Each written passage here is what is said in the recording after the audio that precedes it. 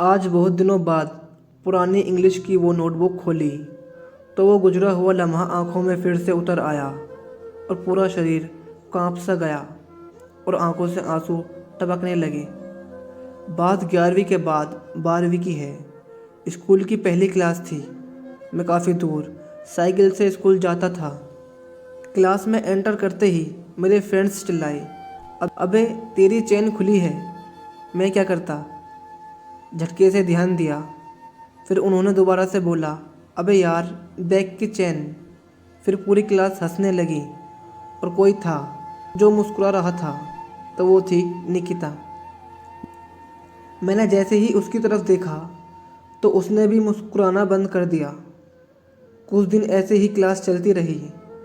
कुछ अलग सा था तो ये कि वो जब मेरी तरफ देखती तो मैं नज़रें झुका लेता और कभी मैं उसे देखता तो वो हल्का सा मुस्कुरा देती थी और उसकी वो स्माइल ज़िंदगी की हर खुशी से कीमती थी।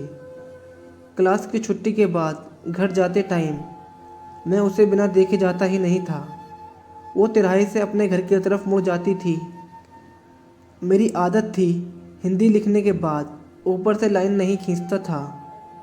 उस दिन हिंदी के टीचर से नोटबुक चेक कराने गया तो सर बोले कि लाइन क्यों नहीं मारी।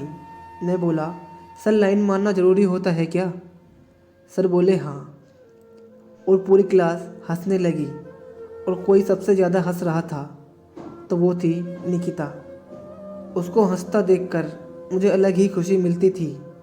मैं उसको देखता ही रहता था और किसी न किसी बहाने उसे हंसाता रहता था, पर उससे कभी कुछ कहने की हिम्मत नहीं हुई। पूरी क्लास को लगता था कि हम दोनों एक दूसरे से प्यार करते हैं और अब शायद उसे भी लगने लगा था कि मैं उसे बहुत चाहता हूँ। एक दिन वो स्कूल नहीं आई थी तो अगले दिन वो मेरे से फर्स्ट टाइम मुझसे कुछ मांगी और बोली कि मुझे अपने इंग्लिश की नोटबुक दे दो। मैंने कहा ठीक है, इंटरवल के बाद ले लेना। फिर मैंने इंटरवल के टाइम इंग्लिश के नोटबुक के इंडेक्स पेज पे लिखा, निकिता तुम मेरी ज़िंदगी हो, आई लव यू। जन्नत सी होगी मेरी ज़िंदगी निकिता अगर तुम्हारा साथ होगा तो। और मैंने उसे इंटरवल के बाद नोटबुक दे दी। मैंने उस दिन की लास्ट क्लास में उसे देखा पर उसने मेरी तरफ ध्यान नहीं दिया।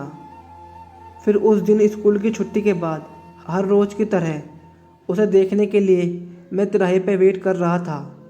मेरे फ्रेंड्स भी मेरे साथ थे। वो साइकिल से आई और मुझे देखकर मुस्कुराने लगी और बोली कि तुम्हारी नोटबुक मेरे डेस्क के ड्रॉवर में है और जाने लगी। मेरे फ्रेंड्स बोले कि वो तेरे से प्यार करती होगी तो तेरे बुलाने पे पीछे मुड़कर देखेगी। मैंने भी निकिता आवाज़ लगा दी। उसने मुझे पीछे मुड़कर देखना चाहा और उसके साइकिल की हैंडल मुड़ गई।